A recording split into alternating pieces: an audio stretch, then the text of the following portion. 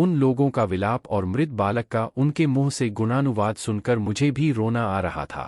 बूढ़ा जौहरी तो बेचारा अपने पुत्र का शव देखकर अचेत ही हो गया। उसके सेवकों ने उसे तहखाने से बाहर निकालकर उसी पेड़ के नीचे बिठाया जिसके ऊपर मैं छुपा बैठा था। फिर वे लड़के की लाश को बाहर लाए, उसे नहलाया और सफ़ेद कफन पहनाया और कब्र खोदकर उसमें लाश उतार दी। लड़के के पिता ने जो इस बीच बराबर रोता रहा था 3 बार कब्र में मिट्टी डाली और फिर उसके सेवकों ने कब्र को मिट्टी से ऊपर तक भर के बराबर कर दिया। इसके बाद वे लोग तहखाने में गए और वहां से बची हुई खाद्य वस्तुएं और वस्त्र बाहर लाकर जहाज पर ले गए। कुछ ही देर में उनका जहाज उन सबको लेकर देश को चल दिया। उसके बाद देर बाद मैं पेड़ से उतरा और उसी तहखाने में चला गया। अब मेरा नियम यह हो गया था कि रात मैं उसी घर में रहता और दिन में इधर-उधर घूमकर वहां से निकलने के लिए रास्ते की खोज करता रहता। भूख लगने पर जंगली फलों आदि से पेट भरता रहता। इसी प्रकार लगभग 1 महीना और बीत गया। फिर मैंने देखा कि समुद्र का जल धीरे धीरे घट रहा है। समुद्र के घटने से द्वीप का विस्तार बहुत बढ़ गया। समुद्र इतना घटा कि जहां सबसे गहरा था वहां भी कमर के बराबर पानी रह गया और किनारे से दूसरी ओर की भूमि दिखाई देने लगी। कुछ समय के बाद पानी और घटा और पिंडलियों के बराबर हो गया। अब मैंने उसे पार करने की सोची। समुद्र सूखने से मीलों तक बालू निकल आई थी। बड़ी कठिनाई से वह बालू भूमि पार करके समुद्र तट पर पहुंचा और पानी लांघ करके दूसरी भूमि पर पहुंचा। वहां दूर पर आग जलती दिखाई दी। मैंने सोचा यहाँ पर मनुष्य रहते होंगे, क्योंकि बगैर मनुष्यों के आग कैसे जलेगी। पास जाने पर पता चला कि वह आग नहीं है, बल्कि तांबे का बना एक घर है जिस पर सूर्य की किरणें पड़ रही हैं। मैं सोच ही रहा था कि यह मकान किसका हो सकता है कि उसमें से 10 नौजवान बाहर निकले और उनके साथ लंबे कद का एक वृद्ध मनुष्य भी था। सारे जवान दाहिनी आंख से काने थे। मैं सोच ही रहा था कि ये लोग कौन हैं।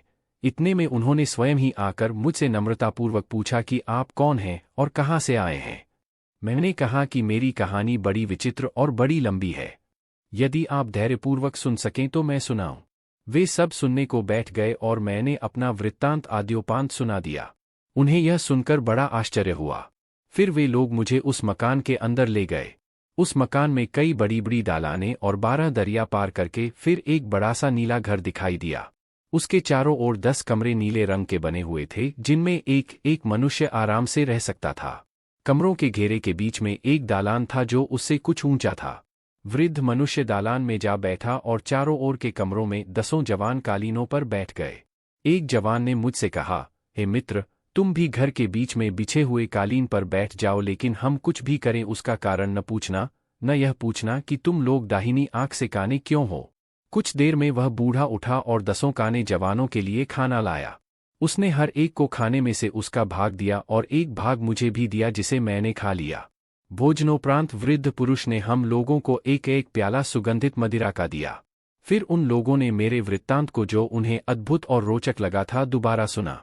इसके बाद हम इधर-उधर की बहुत सी बातें करते रहे। जब काफी रात बीत गई तो एक जवान ने बूढ़े से कहा कि हमारे सोने का समय हो गया है, अभी तुम हमारे दैनिक नियम की चीजें नहीं लाए। बूढ़ा एक कोठरी के अंदर जाकर वहां से 10 थाल नीले ढक्कनों से ढके हुए लाया और हर जवान के सामने उसने एक एक थाल रख दिया। ढक्कन खोलने पर हर थाल में राख और काली स्याही थी। उन्होंने राख और स्याही को मिलाकर अपने अपने चेहरे पर मल लिया, जिससे वे सब कुरूप ही नहीं भयानक भी दिखाई देने लगे। फिर वे सब चिल्ला चिल्ला कर रोने लगे और मुंह और सीना पीट पीट कर कहने लगे कि हाय, हमने कैसी भयानक मूर्खता की है और उसका हमें कैसा कुफल मिला है। बहुत देर तक वे जवान इसी प्रकार रोते पीटते रहे। जब उन्होंने विलाप बंद किया तो वही बूढ़ा एक एक करके सभी के पास पानी और चिलमची ले गया। सभी ने अपना मुंह धोया और जो कपड़े फाड़ डाले थे उन्हें उतार कर बदला और अपने अपने कक्ष में जाकर सो रहे। उन लोगों की यह दशा देखकर मैं अत्यंत उत्कंठित हुआ। मैंने वचन दिया था कि उनसे कुछ न पूछूंगा, किंतु मुझे उत्सुकता के कारण रात भर नींद न आई। दूसरे दिन सुबह हम सभी लोग सैर के लिए बाहर निकले तो मैंने उनसे कहा, सज्जनों, आप लोग हर तरह ज्ञानवान और बुद्धिमान हैं, किंतु कल रात आप लोगों ने जो कुछ किया वह उन्मत्तों के अलावा कोई भी नहीं करेगा। मैं बड़ा परेशान हूँ। मैंने आपको वचन दिया है कि मैं आपके कार्यकलाप के बारे में या आपके काने होने का कारण न पूछूंगा, किंतु यह भी सत्य है कि अब यह बातें पूछे बगैर मुझसे रहा नहीं जाता है। इसलिए मैं आपसे पूछता हूं कि आप लोगों ने अपना मुंह क्यों काला किया और क्यों मातम किया, और यह भी कि आप सभी दाहिनी आंख से काने क्यों हैं। किंतु उन्होंने कहा कि हम तुम्हें यह सब बातें नहीं बता सकते। अगर तुम्हें हमारे साथ रहना हो तो इन प्रश्नों को भूल जाओ। वह दिन भी बीता। रात को हम लोगों ने फिर अलग अलग भोजन किया। उसके बाद बूढ़े ने फिर उन लोगों के सामने स्याही और राख से भरे थाल रखे और उन्होंने रोज की रस्म के तौर पर अपने मुंह काले किए और वही रोना पीटना शुरू किया। दूसरी बार यह सब देखकर मेरी उत्सुकता और बढ़ गई। अगले दिन मैंने उनसे कहा, हे मित्रों, अब मुझे आप लोगों की यह दशा चुपचाप बैठकर नहीं देखी जाती। आप कृपया अपनी बातें मुझे बताएं और कोई ऐसा भी उपाय बताएं जिससे मैं अपने देश में पहुंच जाऊं। उनमें से एक जवान ने मुझसे कहा, तुम हमारी दशा देखकर दुखी न हो। हम लोग तुम्हारे मित्र और हितचिंतक हैं, इसीलिए हम तुम्हें यह बातें नहीं बताते, कहीं ऐसा न हो कि तुम्हारी दशा भी हम लोगों जैसी हो जाए।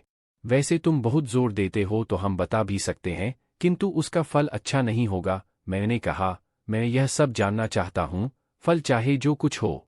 वह जवान बोला, देखो, हम तुम्हें एक बार फिर समझाते हैं कि इन बातों को जानने की जिद छोड़ दो।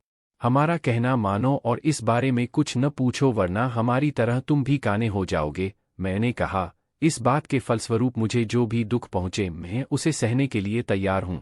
मैं इसे अपना ही दुर्भाग्य समझूंगा और आप लोगों में से किसी को इसके लिए दोष नहीं दूंगा। उस जवान ने कहा, देखो, अगर किसी कारणवश तुम्हारी दाहिनी आंख फूटी और तुम हमारे पास वापस आए तो तुम हमारे साथ नहीं रह पाओगे। तुम देख रहे हो कि यहाँ 10 ही कक्ष हैं और 10 भरे हुए हैं। यहाँ अब 11वें आदमी के रहने की गुंजाइश नहीं है। मैंने कहा, मुझे यह भी स्वीकार है कि आप मुझे यहाँ न रहने दें, लेकिन अपना भेद जरूर बताए। जब उन 10 जवानों ने देखा कि मैं अपनी बात पर अड़ा हुआ हूं तो उन्होंने एक भेड़ का वध किया और उसकी खाल उतारी। फिर छुरी मुझे दे दी और कहा, इसे होशियारी से रखो, यह तुम्हारे बहुत काम आएगी। हम लोग तुम्हें इस भेड़ की खाल में सी देंगे और यहाँ से हट जाएंगे। फिर यहाँ एक अति विशालकाय पक्षी जिसे रुख कहते हैं आएगा और तुम्हें भेड़ समझकर झपट्टा मारकर उठा लेगा और एक बहुत ऊंचे पहाड़ की चोटी पर रखकर तुम्हें खाना चाहेगा। हम पहले से होशियार किए देते हैं। ज्यों ही तुम्हें मालूम हो कि जमीन पर रखे गए हो, इसी छुरी से खाल को चीरकर बाहर निकल आना और जोर से चीखना। रुख पक्षी इससे डरकर भाग जाएगा। इसके बाद तुम निर्भय होकर आगे बढ़ जाना। कुछ दूर चलकर तुम्हें आलीशान महल मिलेगा। उस महल पर ऊपर से नीचे तक हर जगह सोने के पत्थर मढ़े हैं और जगह जगह पर बड़े सुंदर ढंग से हीरे और दूसरे रत्न जड़े हुए हैं। तुम निर्द्वंद्व रूप से मकान के दरवाजे से, जो हमेशा खुला रहता है, अंदर चले जाना। हम सभी एक एक करके उस मकान में रहे हैं, किंतु उसमें क्या होगा यह बताने की जरूरत हम नहीं समझते और जो कुछ हमारे साथ हुआ वह भी नहीं बताएंगे, क्योंकि हमारी दशा ऐसी नहीं है कि उसके कहने सुनने से खुशी हो। तुम स्वयं ही वह सब देख सुन लोगे।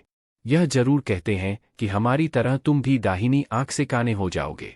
वैसे तो तुम पर जो अभी तक बीता है और जो आगे बीतेगा वह सब लिखो तो पूरी पुस्तक तैयार हो जाएगी, किंतु हम इससे अधिक कुछ न कहेंगे। जब जवान अपनी बात समाप्त कर चुका तो मैंने भेड़ की खाल को अपने चारों ओर लपेट लिया। उन लोगों ने कुशलतापूर्वक मुझे इस तरह से सी दिया कि मेरे सांस लेने के लिए जगह रहे। मुझे इस प्रकार सीकर और जंगल में रखकर वे घर के अंदर चले गए। थोड़ी ही देर में रुख नामक विशाल पक्षी आया और भेड़ समझकर मुझे झपट्टा मारकर पंजों में दबाकर ले उड़ा और एक ऊंचे पहाड़ की चोटी पर ले जाकर रख दिया। नीचे जमीन लगते ही मैं छुरी से खाल फाड़कर बाहर आ गया और चीख मारी। पक्षी यह देखकर डरकर उड़ गया। मैं वहां से बताए हुए मार्ग पर चल दिया और तीसरे पहर के लगभग महल तक पहुंच गया। जैसा सुना था उससे भी अधिक अच्छा उसे पाया। खुले दरवाजे से अंदर पहुंचा तो अंदर एक और शानदार चौकोर मकान देखा जिसके चारों ओर 100 द्वार थे। एक द्वार स्वर्ण का था और 99 चंदन की लकड़ी के थे। अंदर कई सुसज्जित वाटिकाएं और गृह थे। सामने एक बड़ी बारहदरी थी जिसमें 40 सुंदरी नवयवनाएं उत्तमोत्तम वस्त्रालंकारों से सुसज्जित बैठी थीं। मुझे देखकर वे उठ खड़ी हुई। उन्होंने हंसकर मेरा स्वागत किया और कहने लगीं कि हम बहुत देर से आपकी प्रतीक्षा में थे। फिर मुझे उन्होंने कुछ ऊंचे स्थान पर बिठाया। मैंने बहुत कहा कि मैं आप लोगों से ऊंचे पर बैठने का अधिकारी नहीं हूं, किंतु वे नहीं मानी। वे बोलीं, आप हम सभी के पति और स्वामी हैं और हम सब आपकी पत्नियां और दासियां हैं।